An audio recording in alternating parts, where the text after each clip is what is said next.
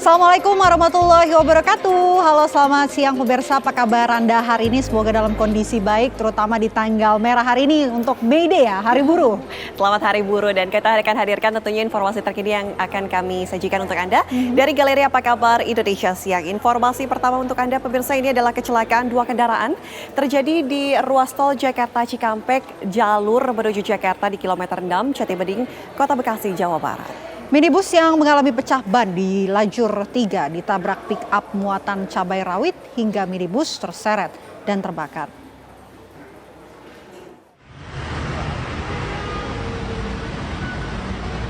Kecelakaan terjadi di ruas tol Japek arah Jakarta, tepatnya di kilometer 6 Jatibening, Kota Bekasi. Antara dua kendaraan yaitu minibus dan juga pick-up bermuatan cabai rawit pada Rabu pagi. Akibat kecelakaan ini, minibus hangus terbakar. Oh, adu banteng kan? No. Kecelakaan berawal saat minibus mengalami pecah ban belakang bagian kiri di lajur 3 dan berusaha ditepikan ke lajur 4 untuk mengganti ban. Saat proses penggantian ban, minibus ditabrak dari arah belakang oleh pick-up bermuatan cabai hingga terpental sejauh 25 meter hingga akhirnya terbakar. Pengemudi mobil minibus berhasil menyelamatkan diri, namun pengemudi pick-up dan juga kernet mengalami luka cukup serius akibat tabrakan keras. Ya, kita kan lagi jalan, pecah ban. Di bahu jalan. Ya, di bahu jalan. Karena kita mau ke kiri nggak memungkinkan, akhirnya kita ambil ke kanan, berhenti di kanan. Ya kan, udah, terus saya turun, ngecek ban, pas mau ngambil dongkrak, langsung tiba-tiba dari belakang mobil ini kenceng. Nyeruduk. Saya sempat kasih ini, aba-aba. Pasca kecelakaan, petugas Jasa Marga, PJR, dan unit Laka Lantas Polres Metro Bekasi Kota langsung melakukan olah tempat kejadian di lokasi. Sementara itu, pengemudi mobil pick-up bermuatan cabai rawit beserta kernet yang mengalami luka langsung dilarikan ke rumah sakit terdekat. Dari Bekasi, Jawa Barat, Kurnia Dwi Hapsari, TV One mengabarkan.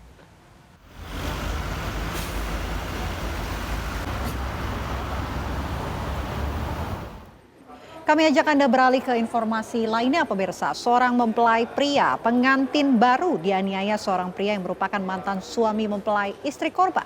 Ya, setelah sempat menjalani perawatan, korban akhirnya meninggal dunia.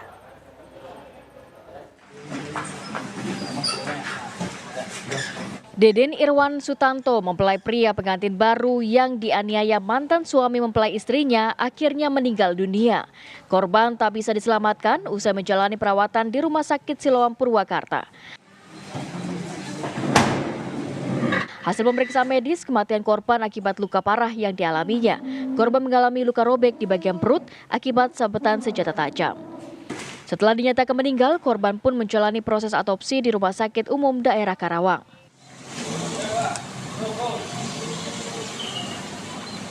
Korban sedang tidur bersama istrinya, Dian Mayusuri. Datang pelaku dengan membuka rolling door depan rumah menggunakan kunci. Kemudian masuk sambil membawa arit, senjata tajam berupa arit, dan langsung membacokkan atau melukai pada bagian perut korban. Selain Deden, sang istri yang bernama Dian yang juga mengalami luka di bagian tangan akibat dianiaya pelaku. Diduga penganiayaan yang mengakibatkan korban meninggal dunia ini lantaran pelaku sakit hati dan juga cemburu. Sementara pihak kepolisian masih mengejar pelaku yang melarikan diri usai melakukan aksi penganiayaan terhadap pasangan pengantin baru tersebut. Dari Karawang, Jawa Barat, Agung Prasetyo, TV One mengabarkan. Pemirsa, Polda Sumatera Selatan membongkar sindikat illegal access atau pentransmisian ilegal dengan modus menjual akun WhatsApp. Dari lokasi, polisi berhasil mengamankan 7 tersangka dan berbagai barang bukti. Setelah sekian lama melakukan penyelidikan, akhirnya Subdit 5 Cyber Ditreskrimsus Polda Sumatera Selatan ini berhasil membongkar sindikat illegal access.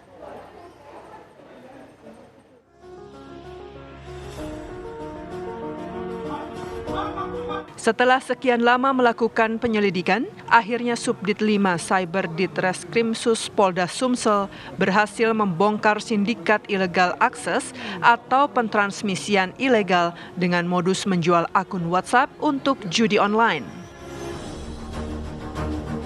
Penggerebekan ini sendiri dilakukan di salah satu rumah mewah di Jalan Sunama Lorong Bilal, Kelurahan Sukamulya, Sematang Borang, Sumatera Selatan. Selain mengamankan 7 tersangka, 2 laki-laki dan 5 perempuan, tim Cyber Krimsus Polda Sumsel juga berhasil menemukan berbagai barang-barang bukti, 9 unit ponsel Android berbagai merek, 5 unit CPU komputer, 1 unit laptop, 6 unit mouse keyboard dan USB hub, serta 3 unit router Wi-Fi dan power supply. Dalam melancarkan aksinya, para pelaku ini dalam satu hari bisa menjual sekitar 5.000 akun WhatsApp yang sebagian besar dijual ke warga negara asing dengan keuntungan 5 juta rupiah perharinya. Berawal dari kegiatan kita yaitu menghentikan kegiatan perjudian online yang ada di Provinsi Sumatera Selatan khususnya di Kota Palembang, dan kegiatan ini akan berjalan terus. Sedangkan keterangan dari Kabid Humas Polda Sumsel, dari ke-7 tersangka yang diamankan, salah satunya merupakan tersangka utama. Nok adalah tersangka utama dalam hal ini. Kemudian 6 pelaku lainnya adalah orang yang bekerja pada Nok. Untuk mempertanggungjawabkan perbuatannya, pelaku kini terancam hukuman 12 tahun penjara dan denda 12 miliar rupiah. Dari Palembang, Sumatera Selatan, Samsul Rizal, TV One mengabarkan. Kita ke informasi lainnya, akibat erupsi Gunung Ruang, warga yang bermukim di 2 kelurahan di Kecamatan Tagulandang langsung diungsikan ke daerah aman. Semburan abu vulkanik menghujani Tagulandang hingga ke Kota Manado, Minahasa, dan Kota Bitung. Warga yang bermukim di Kelurahan Balai Humara dan Bahoy yang berada persis di depan Gunung Ruang langsung dievakuasi ke posko pengungsian di Kampung Alpengsala, Tagulandang. Sementara itu, dari data laporan aktivitas Gunung Ruang pada 30 April pukul 6 hingga 12 siang, secara visual gunung tampak asap kawah teramati berwarna kelabu dengan intensitas sedang hingga tebal, tinggi 500 hingga 1.500 meter di atas kawah gunung. Teramati juga letusan dengan tinggi 5.000 meter dengan warna asap kelabu dan hitam. Jumlah letusan 1 kali amplitudo 55 mm, durasi 600 detik. Saat ini status Gunung Ruang telah dinaikkan dari level 3 siaga menjadi level 4 awas. Warga diimbau agar tidak beraktivitas pada radius 6 km dari kawah gunung.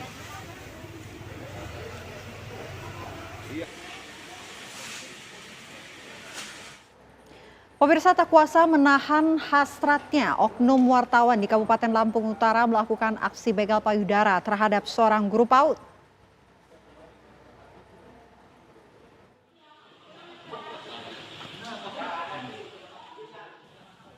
Adi Irawan, oknum wartawan di Kabupaten Lampung Utara awalnya datang ke sekolah Taman Kanak-Kanak untuk bersilaturahmi. Pelaku pun awalnya berbincang-bincang dengan korban yang menyambutnya saat bertamu. Tak berselang lama, diduga karena tak kuasa menahan hasratnya, Adi pun mendekati korban sambil merangkul. Saat itulah pelaku melecehkan korban. Baru TK ini ya? Saya ngintip dari jendela, ternyata ada kejadian pelecehan tersebut. Itu apa yang dilakuin itu, Mbak? Itu tadi memeluk, merangkul dan meremas payudara. Sementara pelaku mengaku melakukan pelecehan tersebut secara sadar dan diduga karena tak kuasa menahan hasrat. Apa itu, Bang? Ketangkap masa karena saya megang payudara kepala sekolah itu, Pak. Di TK Pelangi, Desa Bagus Harjat, Kecamatan Utara, Pak. Apanya yang kamu pegang? Payudaranya pada belakang, Pak. Itu kamu ancam apa gimana kamu? Nggak ada, Pak. Oh, jadi langsung kamu deketin gitu ya? Iya, Pak. Langsung kamu pegang? Iya, Pak. Kamu sadar nggak pas waktu ngelakuin itu? Sadar, Pak. Menyesal, Pak. Pelaku pun sempat menjadi bulan-bulanan masa yang mengetahui kejadian tersebut, sebelum akhirnya diserahkan kepada polisi. Bapak ancam sebelumnya? Nggak ada, Pak. Itu terjadinya pencabulan terhadap salah satu guru yang ada di Kecamatan Utara. Dari Itu pelaku sempat diambil masa juga, Sir? ya betul, sebelum diserahkan di kantor kepolisian, pelaku sempat dihakimi masa untuk diamankan dan selanjutnya diserahkan kepada pihak kepolisian. Saat ini pelaku telah diamankan di Mapolres Lampung Utara. Atas perbuatannya, Adi Irawan dijerat dengan pasal 289 KUHP, tindak pidana pencabulan, dengan ancaman hukuman 9 tahun penjara. Dari Bandar Lampung, Pujiansyah, TV One mengabarkan. Pemirsa, seorang ayah di Kabupaten Merangin, Jambi tega mencabuli anak kandungnya sendiri yang masih berumur 13 tahun. Aksi bejat ini dilakukan pelaku sudah berulang kali sejak tahun 2020 yang lalu dengan modus membujuk rayu korban.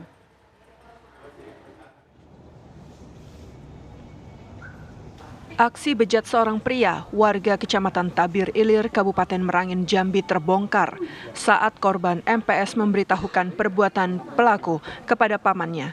Korban sudah tak tahan lagi atas perbuatan pelaku yang mengancam dan mencabuli korban. Pelaku tak lain adalah ayah kandung korban. Pelaku melancarkan aksi bejatnya terhadap korban berulang kali sejak tahun 2020 yang lalu dengan modus membujuk rayu korban.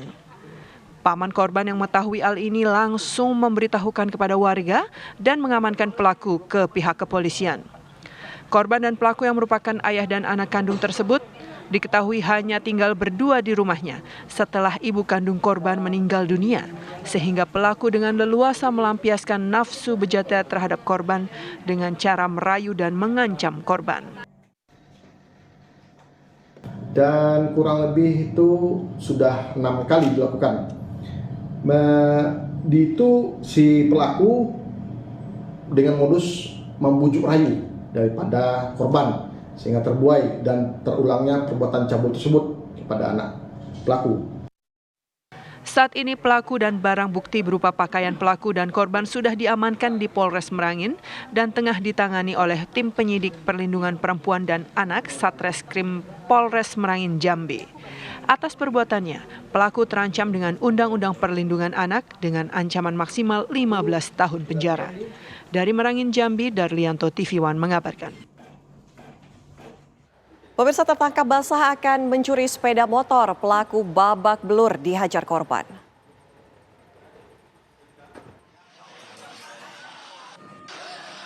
Naas benar nasib Thohir, pelaku yang akan mencuri sepeda motor di Jalan PSS Lautan Kota Palembang justru tertangkap basah oleh korbannya. Pelaku kemudian melarikan diri, korban mengejar hingga terkepung oleh warga dan tidak bisa kabur lagi. Tak cukup sampai di situ, pelaku dan warga sempat menghajar pelaku. Pelaku dihajar warga karena pencurian kendaraan sudah sering terjadi di daerah tersebut. Kakak sepupunya mendengar suara dari luar. Kemudian dibuka hordeng, lihat si tersangka si Thohir ini sedang mendorong motor. Kemudian langsung ditangkap oleh korban sendiri bersama kakak sepupunya. Untuk kejadiannya hari Sabtu jam 01.00. Petugas kepolisian dari Polsek IB2 datang ke lokasi kejadian dan membawa pelaku ke kantor polisi. Dari tangan residivis di berbagai kasus ini, polisi mengamankan kunci T dan 1 unit kendaraan roda 2 milik korban. Dari Palembang, Sumatera Selatan, Syamsul Rizal, TV One mengabarkan. Ya, pemirsa, dalam rangka memperingati Hari Buruh yang jatuh pada tanggal 1 Mei 2024, para buruh menggelar aksi yang bertajuk May Day Fiesta di Stadion Madia Senayan. Informasi selengkapnya akan kami hadirkan sesaat lagi untuk Anda.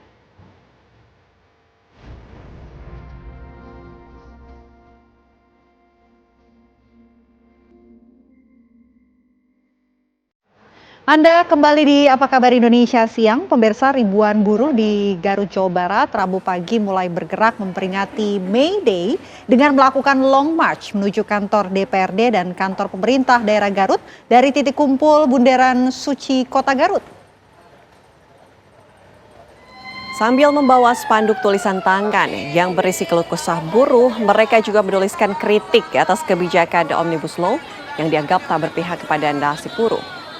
Mereka akan bergabung dengan ribuan buruh perusahaan lain di Bundaran Simpang 5 Tarogong Garut sebelum sampai di titik aksi penyampaian orasi.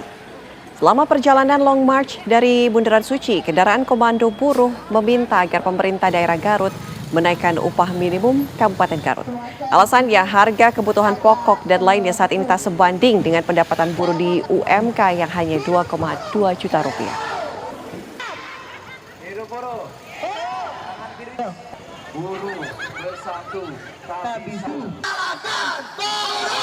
Pemirsa, dalam rangka memperingati Hari Buruh yang jatuh pada hari ini, 1 Mei 2024, para buruh menggelar aksi yang bertajuk May Day Fiesta di Stadion Madia Senayan. Aksi buruh ini diperkirakan diikuti oleh sekitar 50.000 peserta aksi. Bertempat di Stadion Madia, kawasan Gelora Bung Karno, Senayan, Jakarta, aksi bertajuk May Day Fiesta digelar dalam rangka Hari Buruh pada 1 Mei 2024. Masa aksi rencananya akan melakukan long march dari Patung Kuda menuju Stadion Madia di Senayan pada pukul 1 siang. Sekitar 50.000 peserta aksi diperkirakan akan meramaikan acara ini. Dalam May Day Fiesta yang digelar di Stadion Madia, akan ada orasi dari sejumlah pimpinan Serikat Buruh serta pidato kebangsaan dari Presiden Partai Buruh Said Iqbal. Sekitar ribuan aparat gabungan dikerahkan untuk mengamankan acara di Stadion Madia pada hari ini.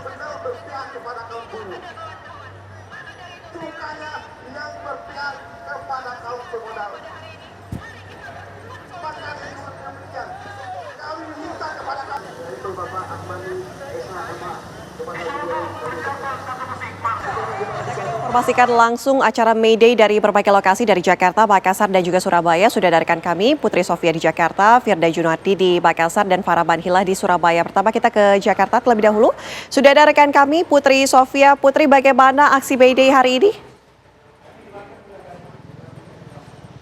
Ya, Ana, Vena, dan juga pemirsa, dari pemantauan kami selama berada di lokasi, tepatnya di wilayah Patung Kuda Jakarta Pusat, sejak pagi tadi memang terpantau cukup ramai, di mana memang ada sekitar hampir 50.000 masa aksi yang melakukan peringatan Hari Buruh Internasional tepatnya di wilayah Patung Kuda. Namun tadi seiring berjalannya waktu, tepatnya pada pukul 12 ataupun selepas dari sholat zuhur, tadi masa aksi yang berjumlah puluhan ribu ini mulai melakukan long march ataupun arak-arakan dari wilayah Patung Kuda menuju ke wilayah GBK ataupun Stadion Madia Senayan untuk melangsungkan beberapa kegiatan di sana. Dan memang untuk keamanan ataupun pengamanan sendiri ini masih berlaku di wilayah Patung Kuda, dan juga rekayasa lalu lintas juga masih diperlakukan di beberapa titik, salah satunya di tempat saya melaporkan saat ini di Jalan Medan Merdeka Barat. Namun apabila kondisinya sekarang, apabila bisa kami gambarkan kepada Anda, ini jauh lebih sepi, di mana memang masa aksi ataupun masa buruh ini mulai berangsur-angsur menuju ke wilayah GBK dengan melakukan long march bersama dengan serikat ataupun organisasinya masing-masing.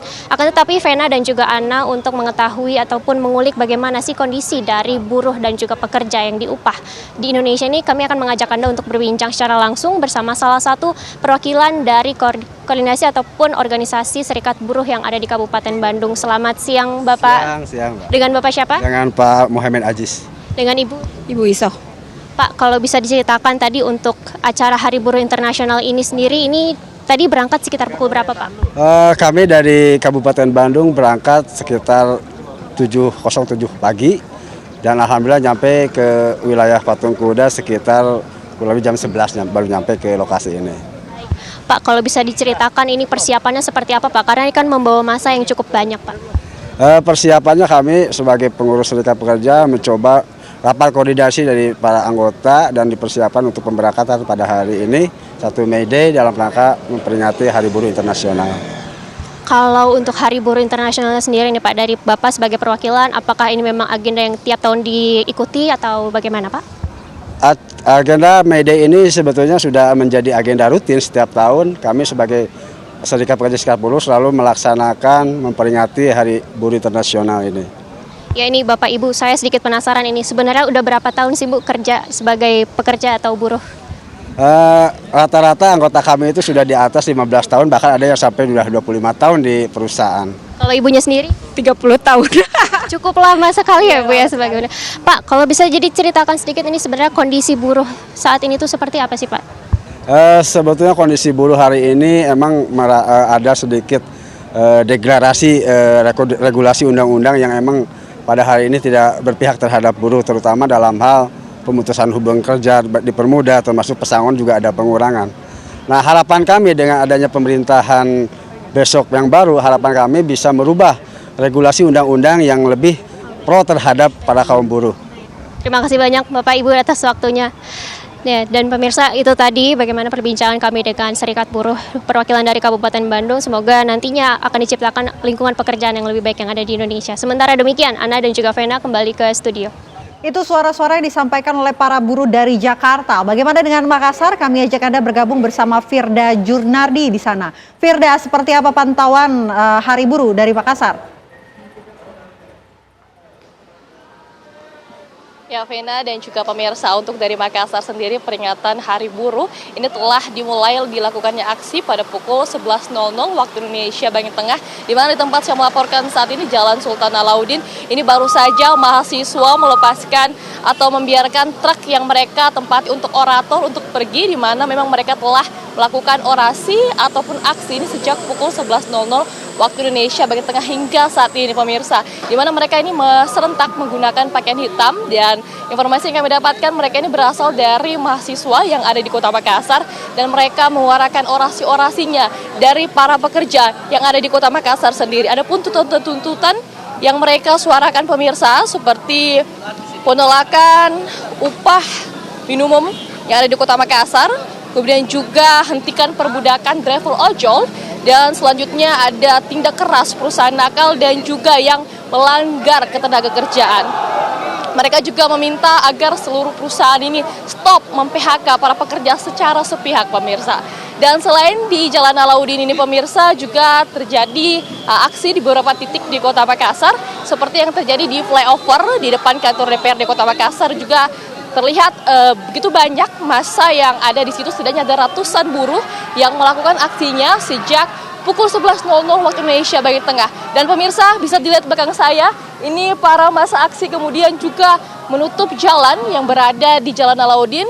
Ini dari arah Jalan Alauddin menuju daerah Petarani, pemirsa. Sebelumnya memang mereka hanya menutup separuh jalan, tapi hingga kini mereka sudah mulai bergerak untuk menutup jalan, dan hingga saat ini sudah terjadi kemacetan, pemirsa. Selain di titik ini, kemacetan juga terjadi di beberapa titik di Kota Makassar, seperti di flyover, pemirsa.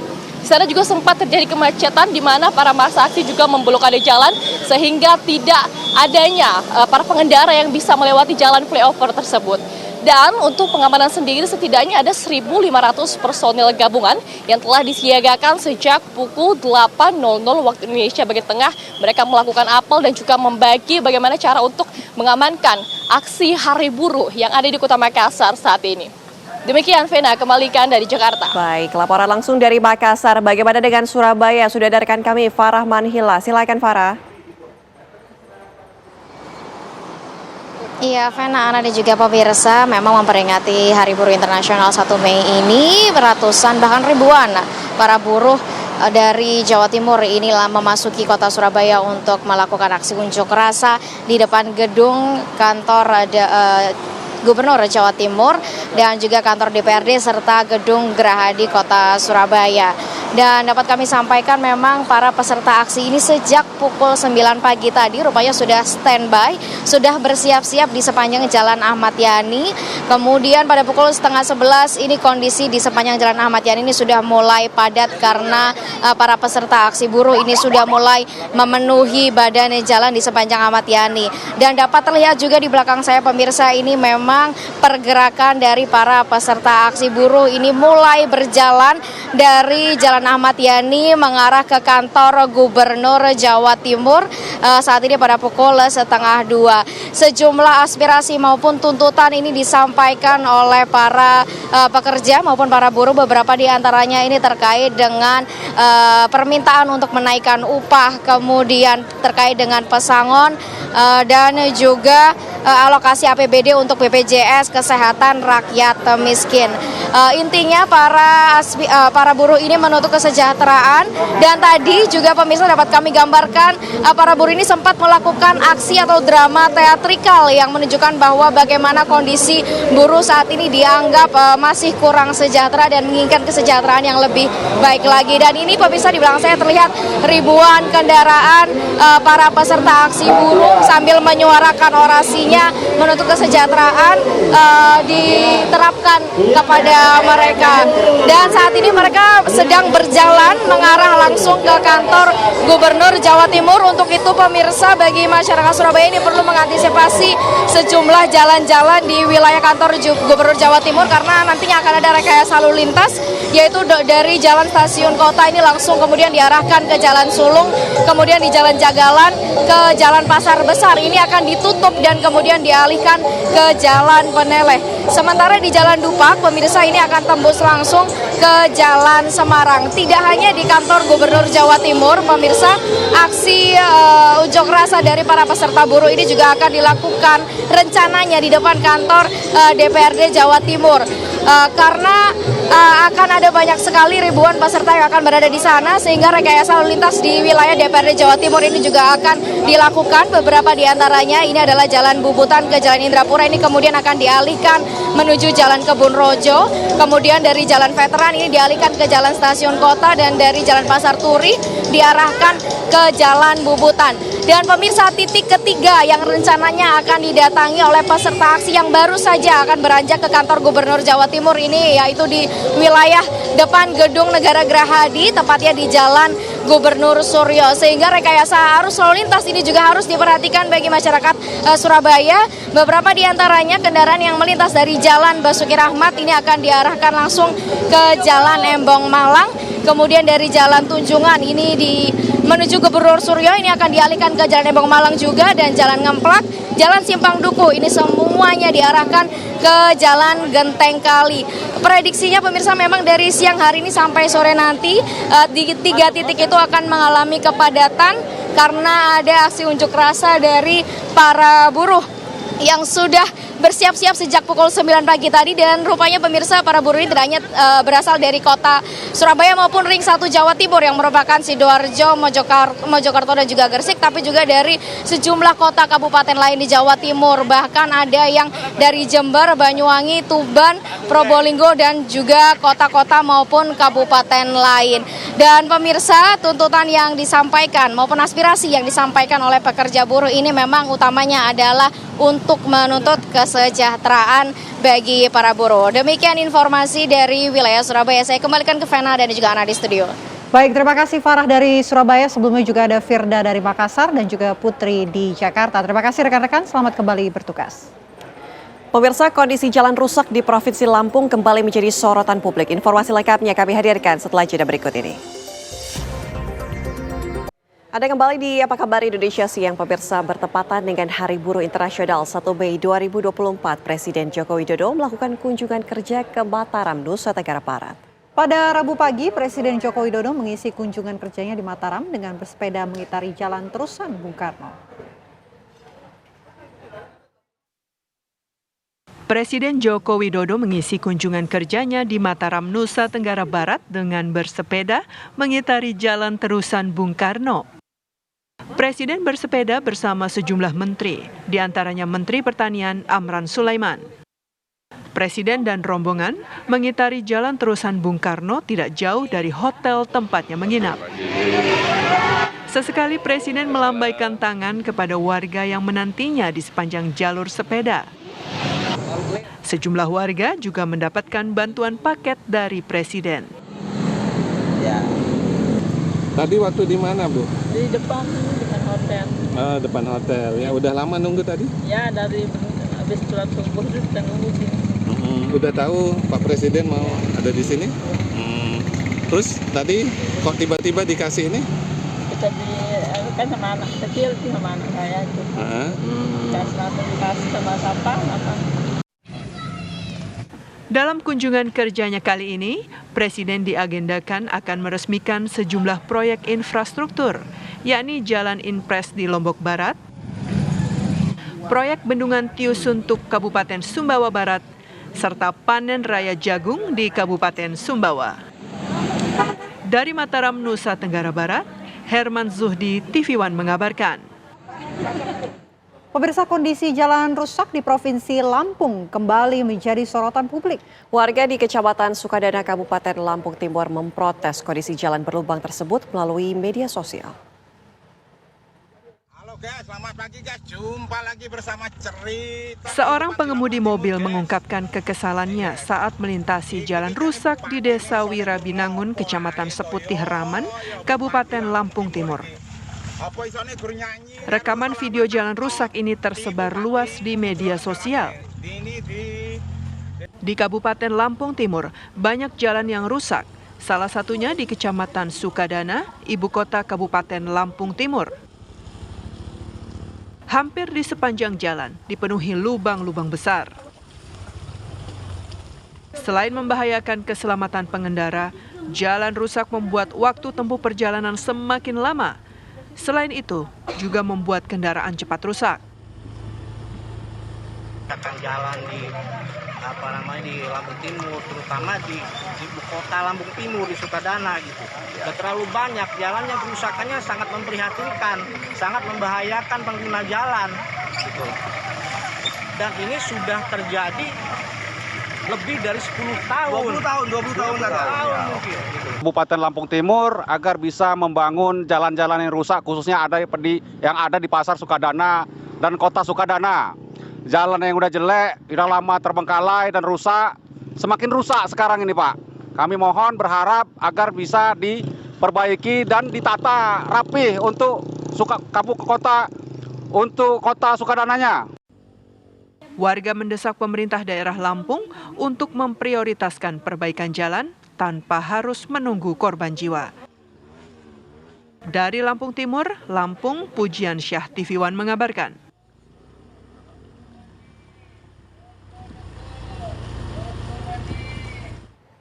Ya, lantas seperti apa keluh kesah warga dengan kondisi jalan rusak di Kabupaten Lampung Timur? Kami sudah terhubung bersama dengan Endra Zulkarnain, warga Sukadana. Selamat siang Pak Endra. Selamat siang Mbak. Oke, Pak Endra, ini sebetulnya keluh kesah warga mengenai jalan rusak ini sudah berapa lama Pak dikeluhkan oleh warga? Setahu saya sih keluhan ini sudah lebih dari 10 tahun ya, melihat kondisi kerusakan jalan di ibu kota Kabupaten Lampung Timur ini yang memang tidak pernah dibenahi oleh pemerintah daerah setempat. Sudah 2 periode bupati ini yang memang sudah kondisinya masih tidak berubah secara signifikan begitu. Dan akhirnya karena keprihatinan itu warga memprotes dengan memviralkan kondisi kerusakan jalan tersebut. Pak Endra, tapi laporan sudah masuk ya ke 2 periode bupati tersebut. Tidak ada tanggapankah sama sekali? Kalau laporan sejauh ini masyarakat tidak pernah tahu apakah memang di dalam internal Pemda itu sudah pernah diusulkan atau masuk dalam perencanaan pembangunan.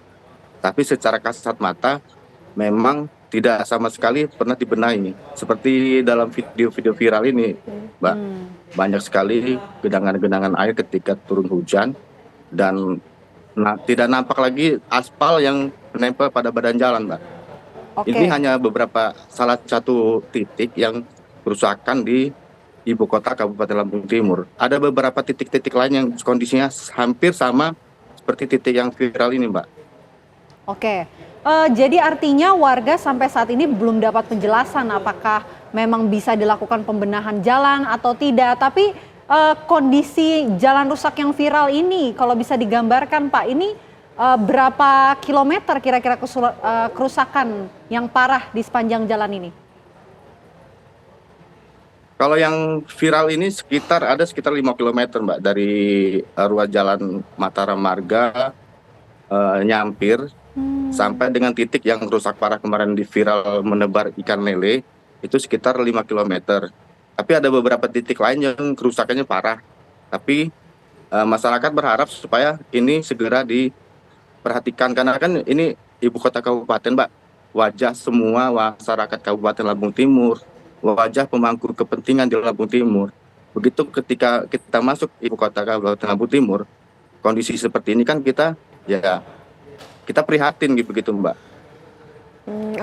Pak, ini kan kalau kita lihat tayangan saja miris rasanya ya melihatnya ini jalannya rusak parah. Pernahkah terjadi kecelakaan Pak yang terjadi apalagi kondisinya basah seperti ini habis hujan deras, ketika banjir, ketika hujan deras mungkin menggenangi?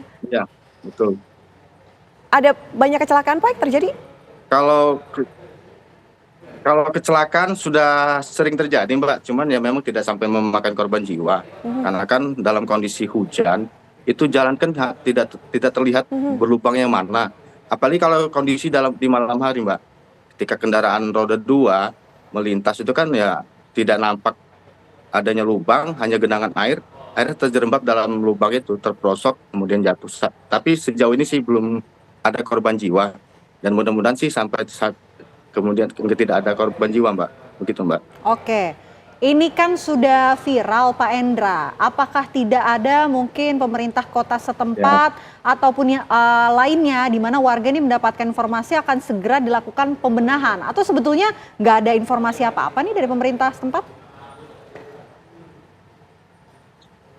Kemarin sempat begitu masyarakat yang menebur benih lele di jalan rusak itu memang sorenya Bupati Dawam Raharjo memang datang ke lokasi meninjau, melihat, dan informasinya yang kami terima memang akan dilakukan pembenahan di tahun ini. Apakah ada anggaran yang dialihkan atau seperti apa, kami ya belum dapat informasi secara detail, Mbak. Karena kami juga berharap juga dari pihak DPRD, anggota-anggota dewan yang duduk di DPRD yang katanya wakil masyarakat, supaya ikut memperjuangkan juga. Ternyata selama ini kan memang mereka ada reses. Toh juga mereka tahu nih, reses menjaring aspirasi masyarakat, dan kita tidak tahu reses itu apa yang mereka laporkan di dalam paripurna DPRD. Begitu juga di Musrenbang.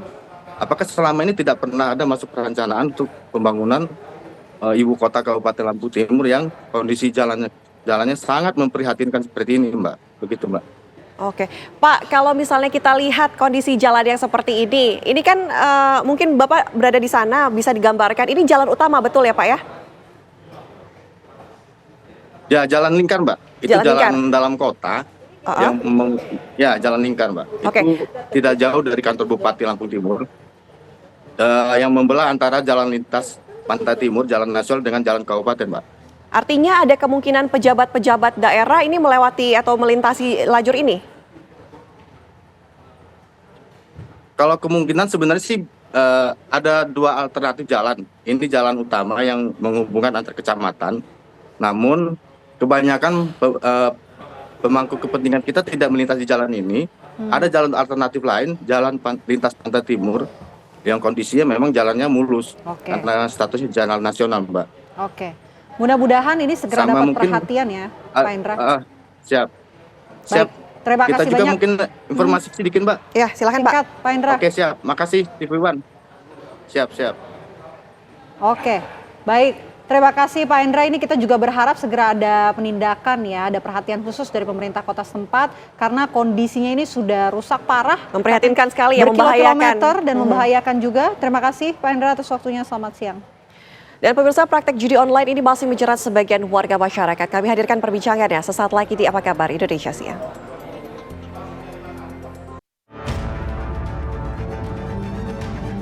Para pelaku ini melakukan perjudian secara online dengan menggunakan website. Kami sudah mencoba menghitung omset yang dicapai kurang lebih selama mereka beroperasi selama 4 bulan itu mencapai 10 miliar rupiah.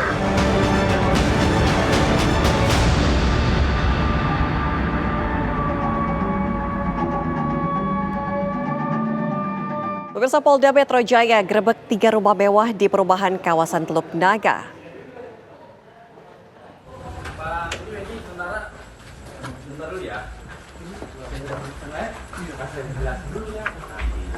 Unit 5 Subdit Resmob di Treskrimum Polda Metro Jaya melakukan penggerebekan terhadap 3 rumah mewah yang dijadikan markas operator judi online di kawasan Tanjung Burung, Teluk Naga, Tangerang, Banten. Hasil dari penggerebekan tersebut, 11 orang yang berperan sebagai pengelola, telemarketing, customer service, dan admin. Berikut barang bukti diamankan petugas. Dari hasil pemeriksaan sementara, sindikat judi online baru beroperasi 4 bulan selama tahun 2024. Namun sedikitnya para pelaku sudah menghasilkan omset sekitar 1,5 miliar rupiah saat ini, di mana pelaku dan barang bukti dibawa ke Polda Metro Jaya untuk dilakukan pemeriksaan intensif.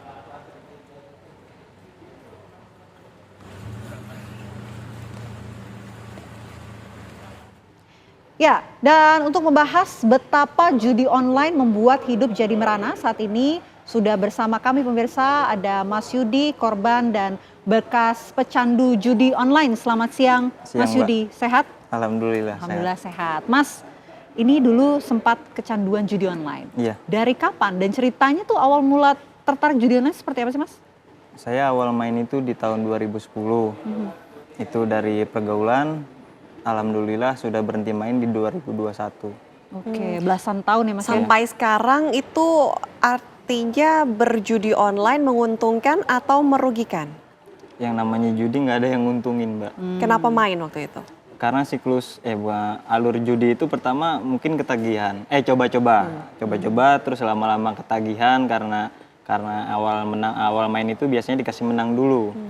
Terus sudah ketagihan, yang ketiga itu terakhir mereka masih kalah, udah tahu kalah, masih main itu karena emang mereka main biasanya untuk melunasi hutang, pikirannya seperti itu. Kalau untuk Mas Yudi sendiri, ada berhutang kah? Kalau untuk pemain judi itu udah pasti terlilit hutang. Sampai sekarang terlilit hutang. Mas, ini kan tadi dari tahun 2010 ya, kalau Iya. salah 2010 sampai 2021.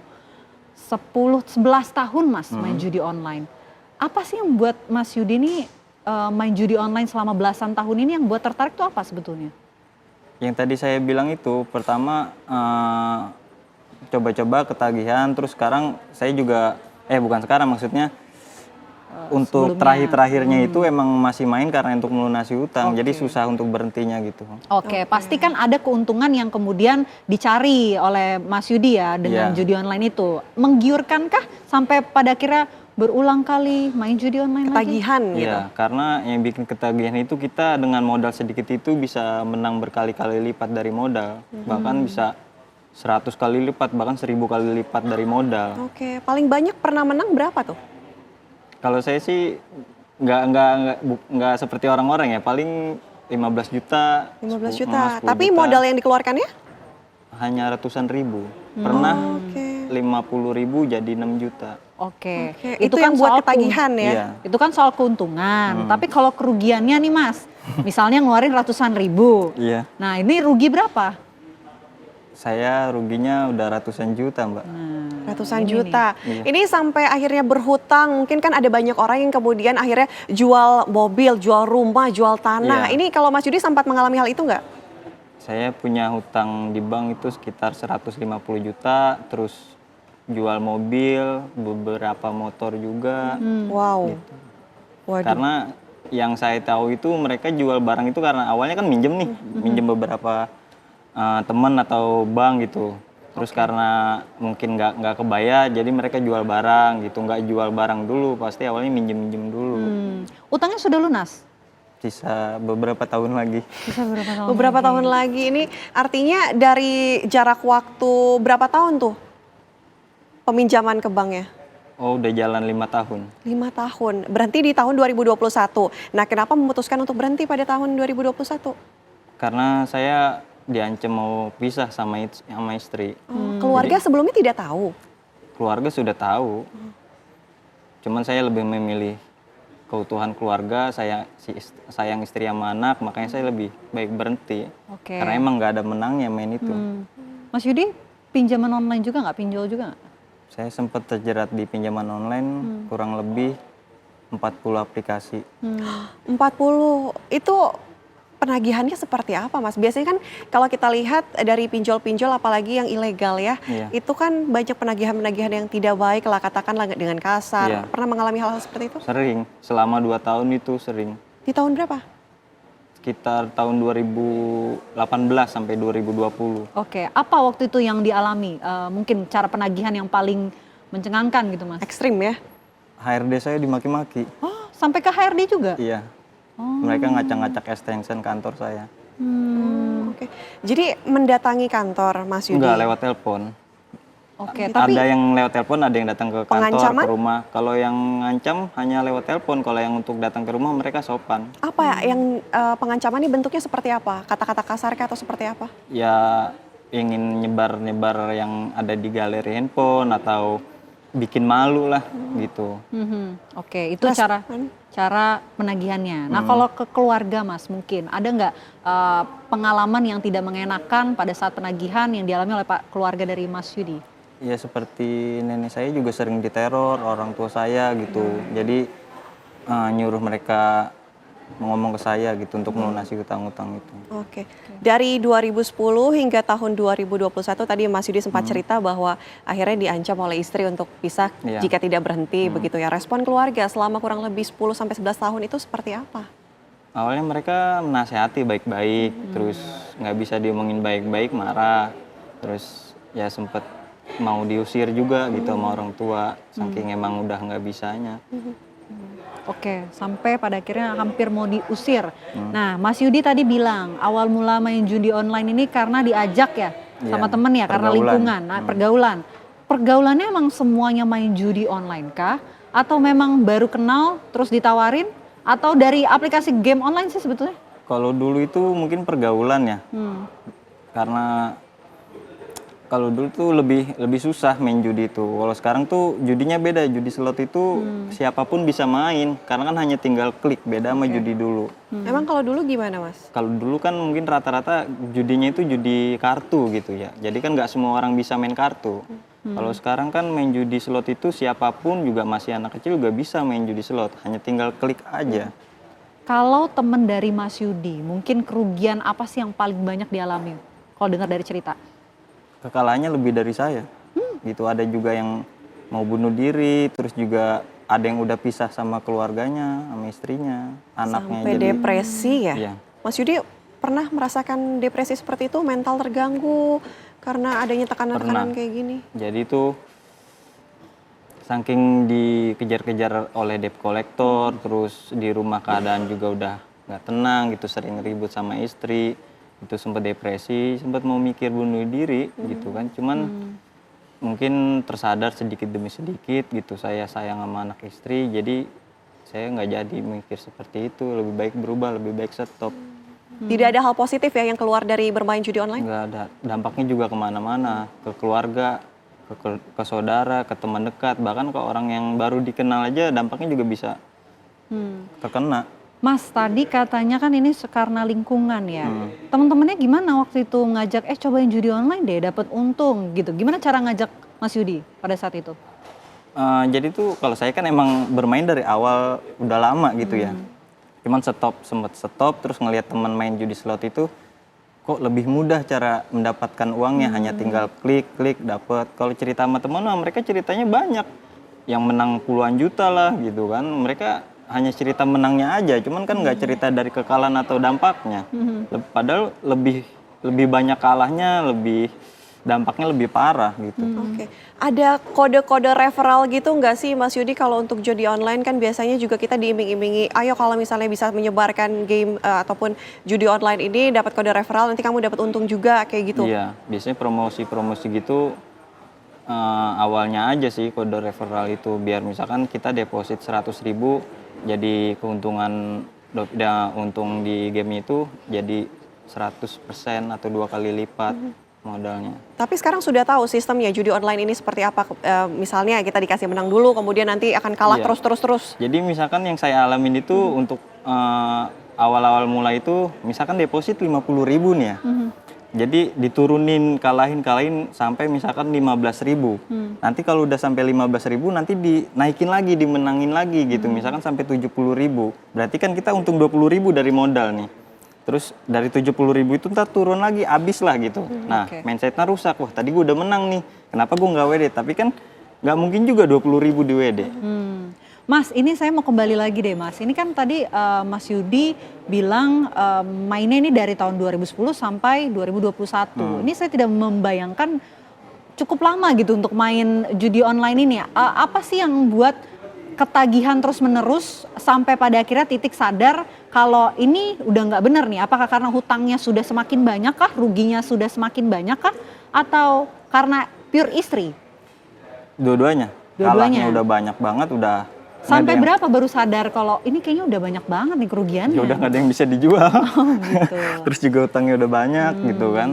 Buat biaya kebutuhan sehari-hari nggak ada, makanya pinjol udah ditempuh. Jadi kayak udah nggak tahu lagi nih mau apa lagi untuk bayar utang. Bahkan saya sempat berpikir mau jual ginjal. Itu untuk judi online atau untuk bayar hutang? Bayar hutang. Karena sempat hutang di mana-mana, terus buat biaya sehari-hari. Tapi ada nggak teman Mas Yudi yang sempat kepikiran seperti Mas Yudi itu? Ada. Udah dilakukan? Enggak, belum. Mungkin dia nggak nemu channel. Saya juga mungkin kalau dulu nemu channelnya bakal kejadian. Jadi udah nyari-nyari juga tempatnya? Enggak, saya juga sempat. Itu ilegal loh, tidak boleh dicontoh ya? Iya, enggak, maksud saya gini. Saya sempat berpikir seperti itu. Cuman kadang saya mikir, kalau misalkan emang kejadian, apakah nanti hidup saya bakal normal? Terus juga apakah nanti saya tetap bisa mencari nafkah untuk anak istri saya? Makanya saya mikir dampaknya, kayaknya sih nggak usah lah.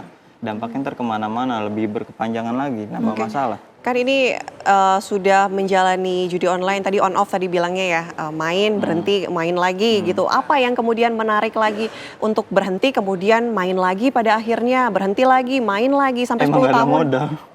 Kalau naik, jadi saya dulu main, terus sempat berhenti kerja, emang nggak ada modal, terus kerja lagi punya modal. Jadi rata-rata tuh penjudi itu berhenti main karena emang nggak ada modal.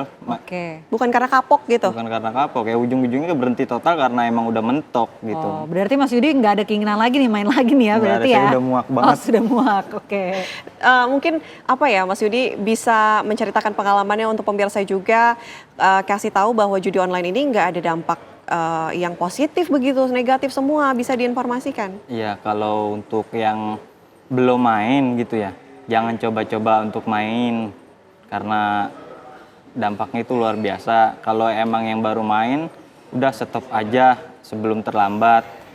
Kalau yang sudah terjerumus itu, udah lupain aja kekalahan yang udah ada, nggak bakal balik kekalahan kalian, duit kalian itu, ikhlasin udah, walaupun susah ikhlas. Jangan pernah berpikir untuk melunasin utang itu dari main lagi, yang ada makin terjerumus makin dalam gitu. Oke, jangan coba-coba ya. Ya ibarat kata kalau kita udah terjerumus paling dalam, susah buat bangkit lagi. Pokoknya bakal terjerumus terus saja ya, bisa jadi depresi juga ya. Lebih baik ikhlasin aja udah. Mudah-mudahan yang belum selesai nih hutang-hutang dari Mas Yudi bisa segera lunas ya. Dan jangan sampai main lagi ya Mas ya. Kapok ya Mas ya main judi online. Kalau udah ada niat mau berhenti, semuanya dilancarkan. Oke, mantap. Semoga dilancarkan. Terima kasih Mas Yudi atas waktunya di Apa Kabar Indonesia. Sudah berbagi cerita, berbagi informasi juga untuk masyarakat sebagai pencerahan begitu ya, agar tidak bermain judi online karena ini menyesatkan. Dan kita harus jeda terlebih dahulu pemirsa. Usai jeda kami kembali dengan informasi lainnya untuk Anda. Pemirsa, godaan judi online memang tak pernah surut. Nah, sekali masuk kemudian di pusaran judi online, banyak yang kemudian tersesat ya, nggak bisa keluar ya. lagi. Ini informasinya pemirsa untuk Anda. Ini juga pernah berada di lingkaran kita sebut perjudian itu gitu ya sebelumnya. Sebenarnya kalau melihat fenomena yang terjadi sekarang, judi online di Indonesia, pandangan Kodenis sendiri seperti apa? Pintu masuknya dari sini aja deh. Awalnya dulu itu kami masih ngebatasin untuk mulai main itu bahkan di angka 500.000 untuk deposit. Sekarang tuh ibarat kayak gini, kolamnya segitu-gitunya, ikannya segitu-gitunya, yang mancing tambah banyak. Jadi kalau sekarang atau apalagi sekarang ya, dulu itu kalau buka website judi baru itu bahkan ada yang masih bisa bangkrut juga, nggak melulu pasti untung. Karena tadi yang mancing tambah banyak, ikannya segitu-gitunya. Dan kalau gitu berarti salah satu cara nyikapinnya mereka memang adalah diturunin standar mainnya. Jadi bisa dimulai bahkan dari angka 10.000. Masalahnya orang yang punya kemampuan finansial untuk berjudinya hanya di 10.000, ya mereka belum punya ilmu untuk mengatur finansial itu dengan baik, sehingga akhirnya ya tadilah yang jaga parkir, yang kerja biasa akhirnya pada ikut main, mereka nggak punya kemampuan untuk ngatur itu, ya akhirnya jadi makin ngerembet kemana-mana karena tadi direndahin. Itu salah satu masalah utamanya. Pemain itu nggak ada yang menang ya. Kalau ada yang lagi dapat kemenangan, cuma dua pilihannya. Satu, dikasih atau bandarnya. Atau dua, kalau pengen menang ya jadi bandar, cuman itu aja. Tapi jadi bandar pun kan akan mentok sama aturan Allah. Permainan server itu sebenarnya seperti apa kok sampai pada akhirnya ini awal-awalnya tuh bisa seolah-olah menjanjikan, menang banyak bahkan. Tapi lama-lama rugi banget sampai jual-jual yang tadi Kodenis bilang. Mulainya dari logika gini aja deh. Kan itu nggak jin yang buat ya, manusia juga yang buat judi online itu. Nah, selagi dia judulnya manusia, dia juga punya nafsu, punya syahwat, punya orang yang pengen dia beliin ini itu, punya kebutuhan, perlu makan, perlu itu. Apakah kita serius benar-benar berpikir bahwa dia bikin judi online itu dengan pengen ikhlas bagi-bagi duit kepada semua pemainnya dengan cara dikasih menang? Kan mustahil. Karena kalau emang niatnya pengen bagi-bagi rezeki dengan tulus ikhlas, yang dibangun lembaga zakat infak sodako. Mustahil, tapi pemikiran orang sebagian besar seperti itu ya. 10 orang main, 8 kalah, 2 menang. Tapi kan salah satu sifat bawaan manusia, saya pasti sih 2 orang bikin tersebut. Karena mereka memang memberikan opsi untuk nih kamu ada yang menang cepat ya, tapi memang diakalin. Kita bahkan di sana bisa istilahnya apa ya, playing God untuk nentuin hari ini siapa yang menang aja itu kita bisa atur. Di belakang itu berarti bukan sistem atau apapun, tapi manusia yang menentukan itu. Bisa di override Operator itu sistemnya. ya. Ditinggalin si algoritma itu bisa ngaturin siapa menang siapa kalah, itu bisa diaturin. Tapi kalau misalnya kita pengen override saat itu juga untuk langsung dibikin kalah juga bisa. Dan tergantung kita mau mainnya main apa. Kalau slot udah jelas. Yang paling banyak di Indonesia slot kan ya? Slot memang. Poker juga lumayan laku. Kenapa paling banyak itu? Mungkin karena ya tadi ya cepat ngasihnya, jackpot, gambarnya lucu-lucu, tinggal mau sekedar kayak main game, kalau gambarnya sama-sama sama aja keluar. Tapi yang nggak suka slot juga banyak. Makanya dulu ketika akhirnya buka di sana pun pilihan gamenya tuh bervariasi, baik yang sepak bola, olahraga, sampai yang kasino, yang poker, dan semua ada cara ngakalinnya. Perilaku-perilaku kayak gitu, misalnya orang selalu penasaran, orang selalu merasa tertantang, itu terbaca oleh si operator ini ya berarti? Sehingga dia bisa, itu tadi, mempermainkan kita. Kan itu sebetulnya kelihatan dari jumlah deposit sih. Sistem kan, ya sistem ya, algoritma, IT, coding, bukan orang. Walaupun orang nanti kan dari dana yang masuk, dari record dari dia awal pertama main dia udah deposit berapa aja, udah kalah berapa aja, itu juga kebaca. Apalagi kan ini sekarang sistem, dia mau ganti handphone, internetnya misalkan masih sama, ketahuan. Dia misalkan mau ganti akun lagi atau gimana, MAC address-nya masih sama, kalau misalkan masih di handphone yang sama, itu kan semua bisa kelihatan. Jadi kelihatan itu orangnya sama. Jadi sebetulnya secara ini kita bisa atur, oh dia udah benar-benar kalah nih, kalah 100 juta nggak pernah menang, itu bisa kasih menang udah biar dia betah. Nanti itu jadi juga bisa diatur. gitu ya Pak ya? Di maintain juga ada. Karena jangankan yang kayak gini online ya, kasino yang benar-benar jelas-jelas secara fisik kita datang ke gedung kasinonya aja kan banyak CCTV di mana-mana. Itu untuk nge-record wajah orang ini nih, dia udah datang kapan aja, pernah main berapa aja, mainnya apa aja, udah pernah kalah berapa aja, itu semua bisa ada datanya.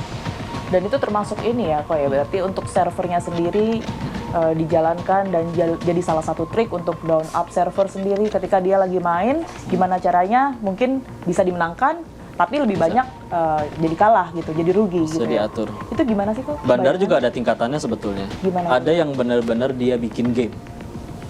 Jadi orang main di game dia. Itu ada. Ada yang sebetulnya dia cuma punya duit. Kalau dalam bisnis sekarang ada yang namanya maklon ya. Ya, buatin saya deh produk ini, atau misalkan buatin saya deh website judi ini yang di dalamnya ada permainan ini. Nanti dia tinggal deal-dealan sama para penyedia permainan atau penyedia game-game judinya. Bagi berapa kuenya, bagi berapa? 70-30 ya. Jadi kalau misalnya ada satu pemain kalah 1 juta, dia dapat 70%-nya, si penyedia permainan dapat 30%-nya. Atau kalau ternyata dia menang 1 juta, ya udah aku bayar 700.000 ke dianya, bandar kamu turun 300.000 ya.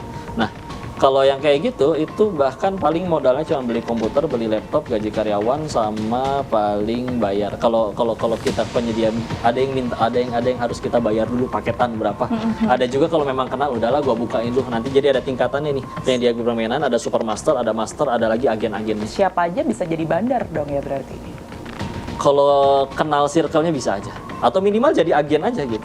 Ya udah nih, gua kasih lu akses untuk bisa bikinin akun bagi orang kalau pengen main. Karena akhirnya dengan sistem kayak seperti tadi, ada orang pengen main bermodalkan laptop, dia nggak bisa langsung ke penyedia permainan bikin game gitu aja. Ada yang harus nyari agennya dulu. Jadi akhirnya dia bandar itu jadi ada yang kayak tadi, dia sekedar punya modal, punya main, jaga-jaga memang kebagian algoritmanya ngasih dia si pemain menang, terus tahu-tahu baru buka langsung menang. Ada juga yang kayak gitu, terus akhirnya tinggal kita kasih kemenangannya transfer, tapi kan nanti kalau ditarik jangka panjang dia main lagi dan lain-lain.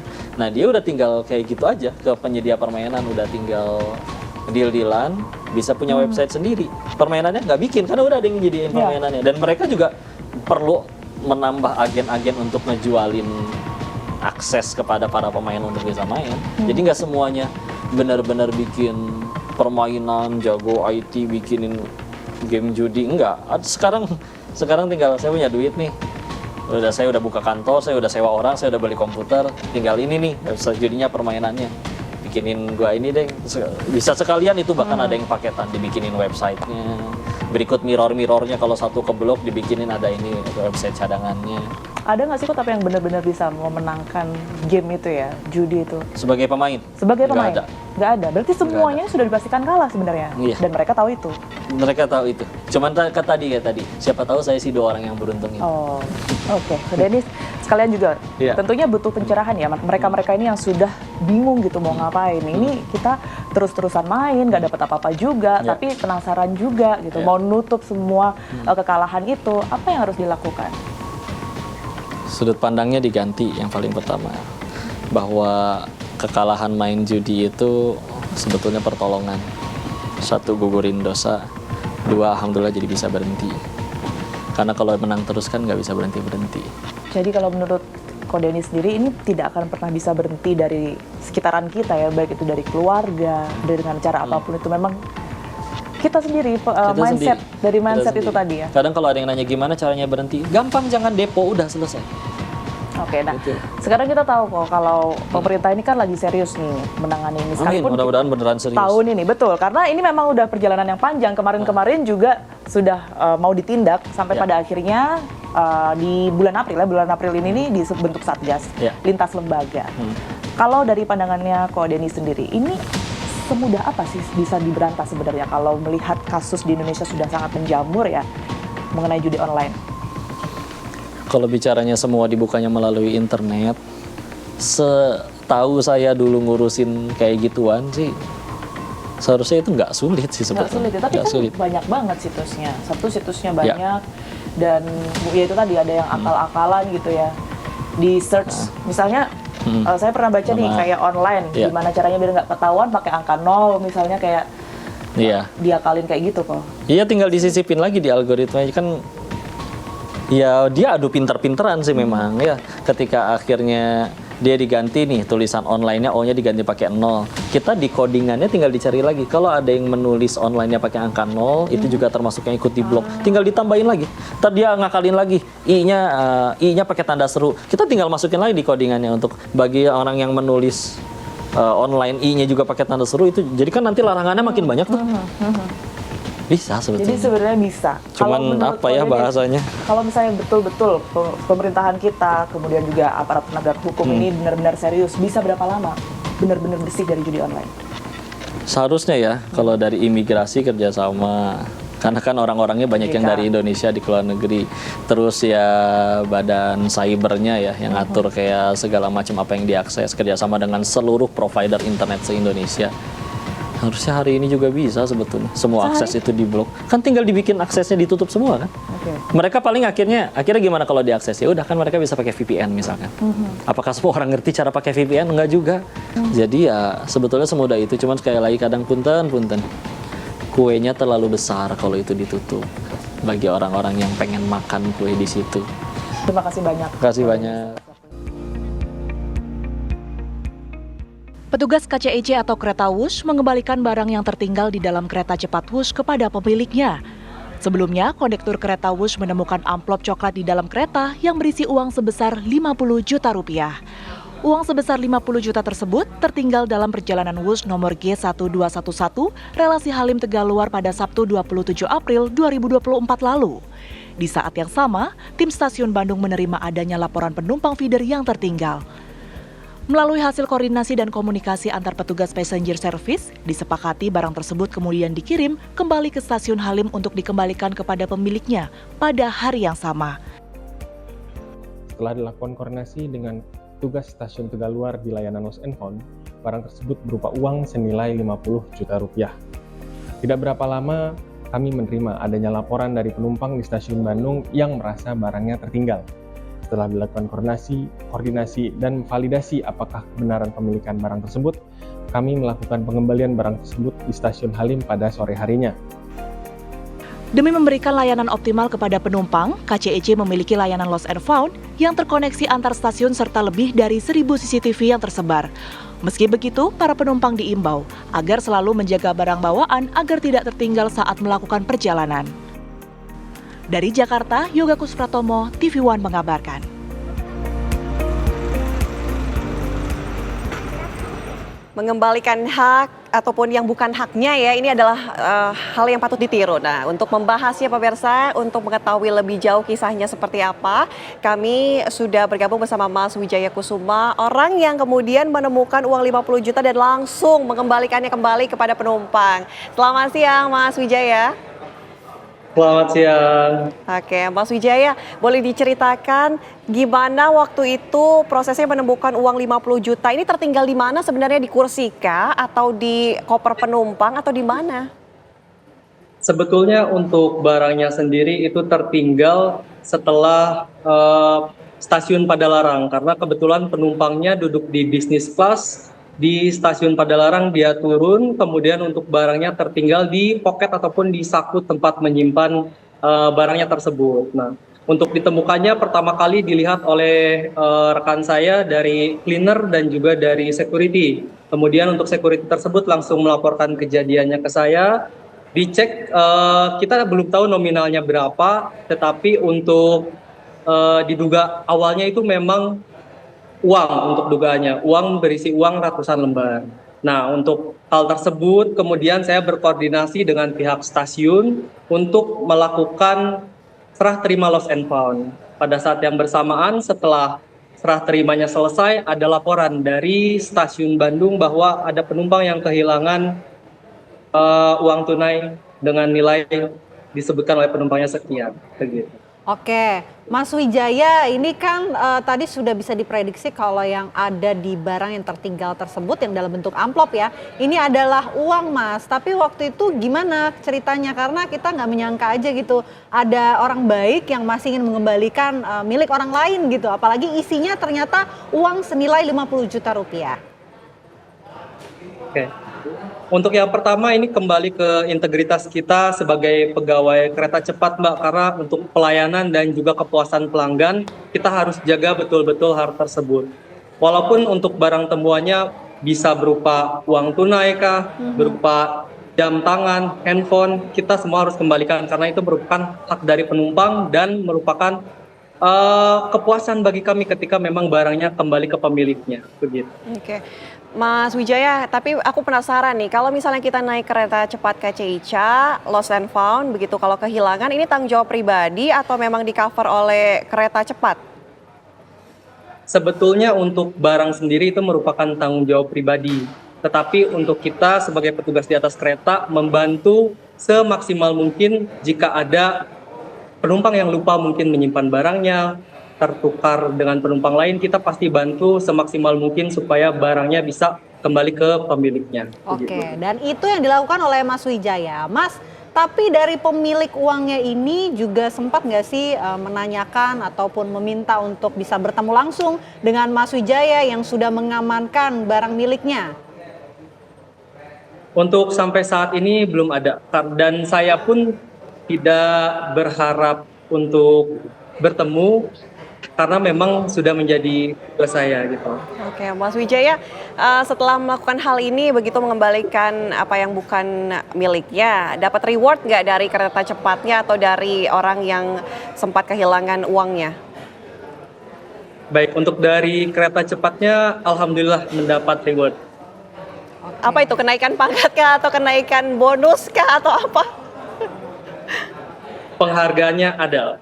Oke, baik. Ada penghargaan begitu. Tapi mungkin Mas Wijaya bisa memberikan apa ya, pesan ataupun harapan untuk petugas lainnya biar bisa berintegritas seperti Mas Wijaya gitu. Ada pesan khusus nggak sih Mas?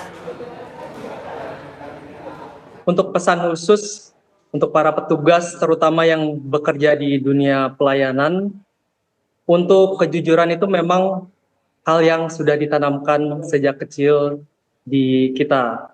Tapi untuk mengaplikasikannya sendiri itu butuh keberanian atau kejujuran yang memang harus dilakukan.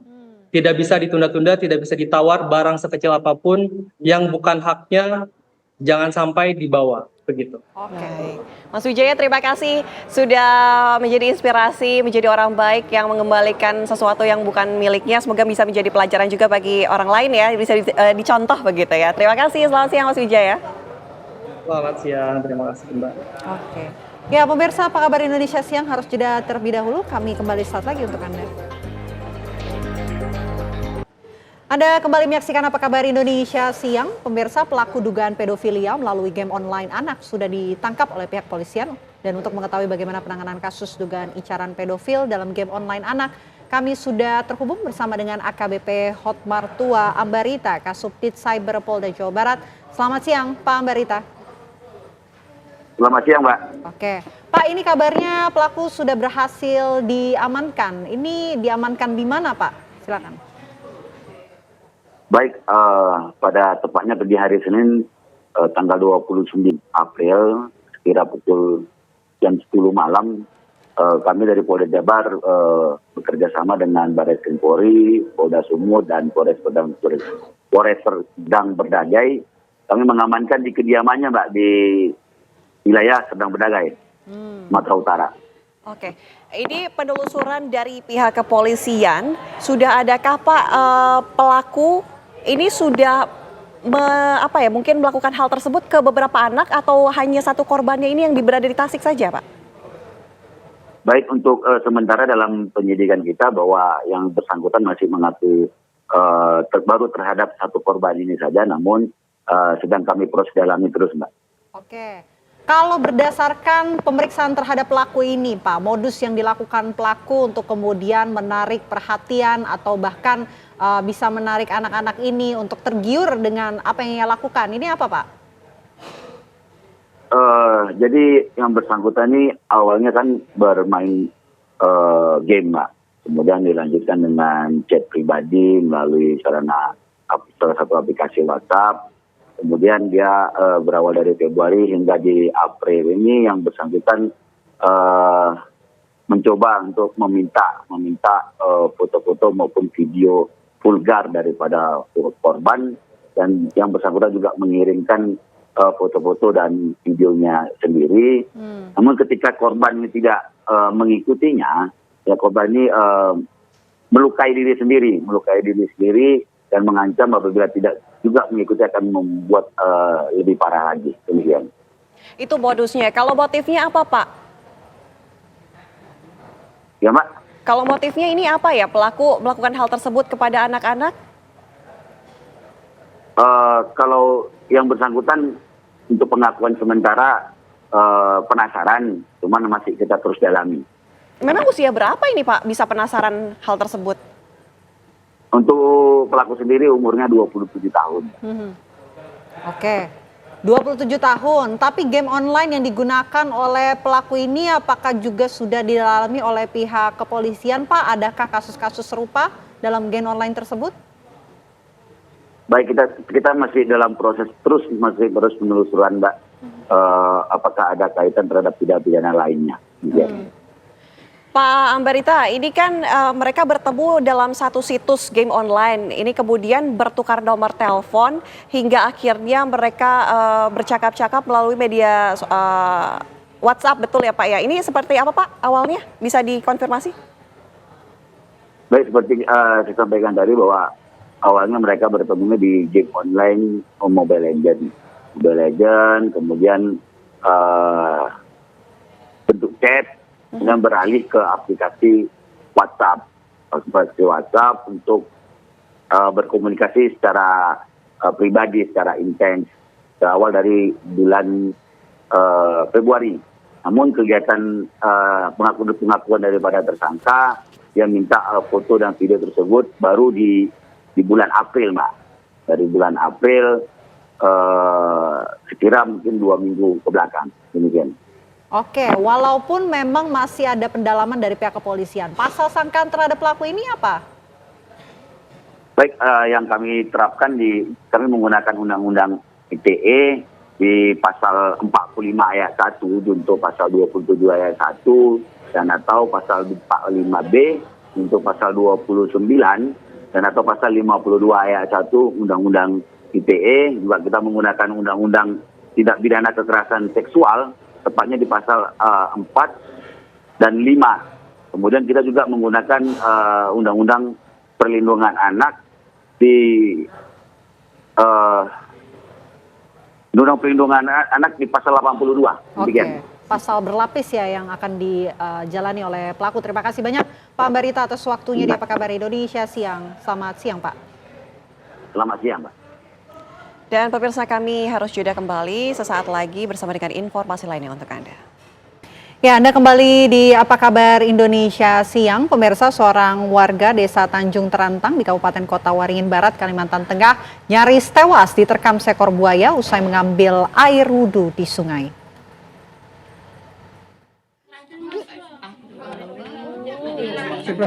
Beginilah momen saat seorang lansia bernama Dani hanya bisa merintih kesakitan usai diserang buaya di Sungai Terantang di Desa Tanjung Terantang, Kabupaten Kota Waringin Barat. Luka di bagian tangan kanan Dani merupakan gigitan buaya yang tiba-tiba menerkam pria berusia 60 tahun ini. Kejadian tersebut terjadi pada Selasa subuh. Awalnya Dani mengambil air wudhu di pinggir sungai. Secara mendadak ia diterkam buaya hingga tergigit bagian tangannya. Dani sempat terlempar ke sungai saat berupaya melepas gigitan dari mulut buaya. Ambil air wudhu, ambil anak subuh nih. Habis itu saya mau berdiri, sudah ambil air wudhu tadi kan mau berdiri saya nih. Langsung tiba-tiba terkam. Jadi saya pukul gini, ini lepas. Jadi gini-gini kan terus mulutnya nih, dia tanganku nih putar gini, saya kan harus mutar gini, tariknya ke sungai. Perasaan tidak lepas, bagaimana cara melepaskan? Masuklah diri sana ke mulutnya. Ini jempol ke mata.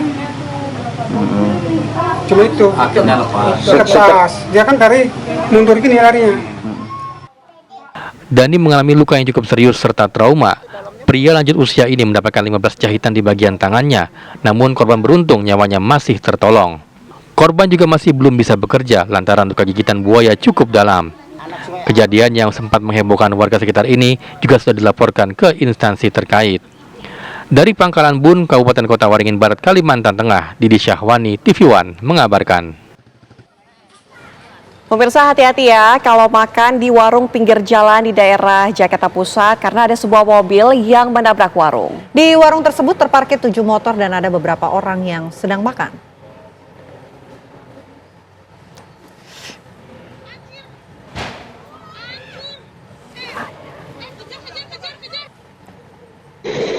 Ya, ini gambar yang Anda saksikan pemirsa adalah detik-detik di mana pada saat di warung makan ini ada kendaraan yang kemudian menabrak warung makan, padahal kondisinya di sana banyak sekali warga ataupun masyarakat yang sedang makan di warung tersebut.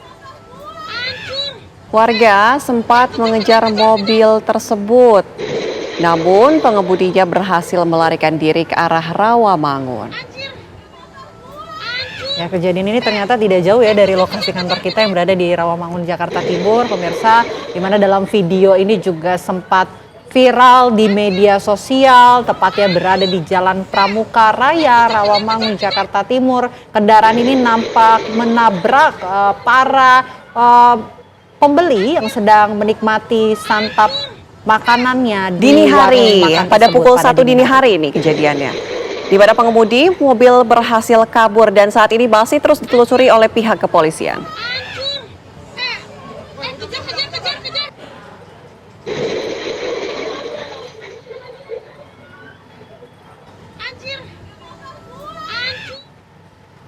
Ya, dan untuk mengetahui bagaimana kronologi mobil menyeruduk warung dan juga 7 motor di Jalan Pramuka Raya, kami ajak Anda bergabung bersama rekan kami, Syahda Yostiza, yang sudah siap mengabarkan untuk Anda. Syahda, kondisinya saat ini seperti apa? Apakah warung makan yang sempat viral di media sosial ini kondisinya masih berantakan seperti video?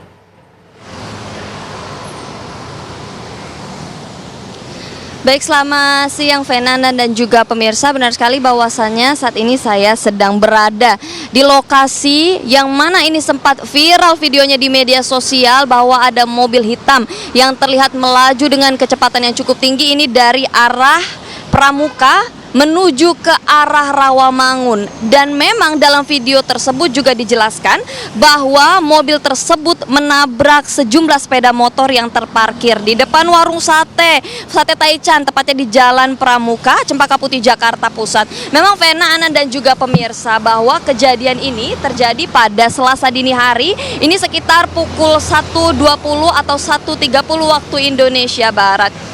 Vena, Ana, dan juga pemirsa, ini saya akan mengulas dari bagaimana yang pertama gambaran dari video yang beredar pada saat kejadian, dan yang kedua saya juga akan mengulas dari simulasi yang terjadi, di mana sebenarnya posisi warung dan di mana sebenarnya para pemotor ini memarkirkan motornya. Vena, Ana, dan juga pemirsa, kalau kita bisa lihat dari gambaran video yang beredar di media sosial, ini kita bisa saksikan ya bahwa nampak pada saat itu kejadiannya adalah ada orang-orang yang memang duduk di warung tenda makan, yakni karena diketahui ini warung tenda makan Taichan, dan tidak lama berselang pada setelah itu ada mobil yang memang melaju kencang dengan kecepatan tinggi menabrak sejumlah motor, dan diketahui mobil ini berjenis CR-V berwarna hitam. Dan kami juga mendapatkan informasi bahwa usai kejadian mobil tersebut nampak langsung kabur menuju ke arah Rawamangun. Selanjutnya, Vena, Ana, dan juga pemirsa, ini kalau bisa saya gambarkan bagaimana kemudian posisi warung, posisi daripada para motor yang memarkirkan motornya ini, karena ini kondisinya di sini tidak ada atau nampak barang-barang atau tenda warung yang memang terpasang di tempat saya mengabarkan saat ini. Karena pada siang hari ini merupakan sebuah bengkel, yang mana bengkel ini nanti akan tutup sekitar pukul 4 sore waktu Indonesia Barat, dan akan dilanjutkan warung sate Taichan yang akan dibuka pada pukul 7 malam hingga 2 malam waktu Indonesia Barat. Dan tepatnya nanti pada saat bengkel ini ditutup, ini akan ada tenda pasang tutup yang tenda pasang tutup yang memang dipasangkan di sini. Bahkan panjangnya tenda ini sampai habis ke ujung trotoar, dan tidak hanya warung sate Taichan yang ada di sini. Nantinya akan ada warung kopi, bahkan di sebelah bengkel di depan warteg ini akan ada warung angkringan dan juga warung pancong.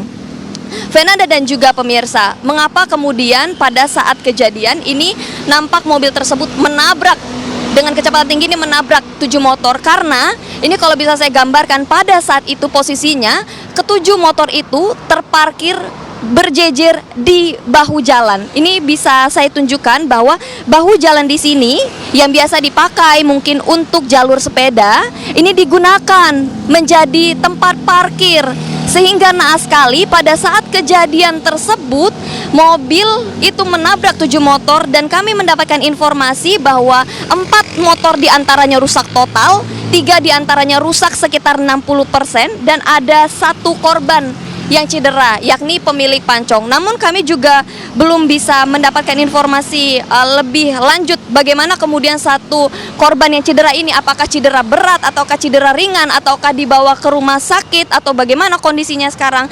Dan saya juga tidak bisa berasumsi ya, karena saya kembalikan lagi ke pemirsa, bagaimana kemudian dari konteks kejadian ini mana yang harus dikoreksi, apakah dari pemilik lahan ataukah dari para pemotor yang kemudian memarkirkan motornya tepat di pinggir jalan, ataukah dari pemobil itu yang memang sengaja melaju dengan kencang. Karena kami juga belum mendapatkan keterangan lebih lanjut dari pihak kepolisian, pengusutan lebih lanjut dari pihak kepolisian, apakah memang ada dugaan bahwa pengendara mobil tersebut memang mabuk.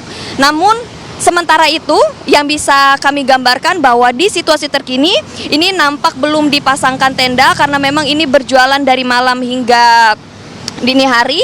Dan untuk penilaian dari hal ini saya kembalikan kepada pemirsa di rumah. Sementara demikian, Vena, Ana kembali ke studio. Terima kasih laporan langsung Syahda Yustiza dari lokasi kejadian. Dan kami hadirkan informasi lainnya. Ada informasi apa nih, Vena? Ya, ini ada kawanan pengedar uang palsu ditangkap aparat Polresta Kendari pada saat beraksi di salah satu agen bank di kota Kendari, Sulawesi Tenggara. Modus operandi yang dilakukan yakni pelaku menyuruh petugas bank Link untuk mentransfer uang sebanyak 1 juta rupiah ke rekening seseorang. Setelah berhasil, ia pun menyerahkan uang tunainya yang ternyata palsu. Menyadari hal itu, petugas agen kemudian meminta tolong kepada warga sekitar untuk menangkap pelaku sebelum akhirnya polisi datang ke lokasi. Dari hasil pengembangan, polisi kemudian menangkap 2 pelaku lain berinisial FM dan AF dan juga menyita barang bukti berupa sebuah printer dan lembaran uang palsu Rp100.000 dan Rp50.000. Di hadapan polisi, komplotan mengaku nekat melakukan hal itu untuk membeli narkoba jenis sabu.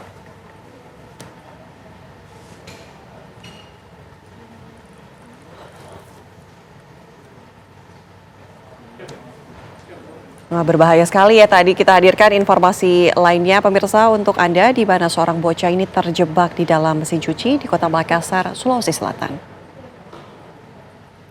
Ya, proses evakuasi bocah tersebut oleh tim pemadam kebakaran Kota Makassar pun berlangsung dramatis. Petugas harus ekstra hati-hati memotong tabung pengering lantaran sang bocah terjepit di dalamnya dengan posisi kaki terlipat. Petugas terpaksa merusak mesin cuci untuk kemudian bisa mengeluarkan bocah tersebut.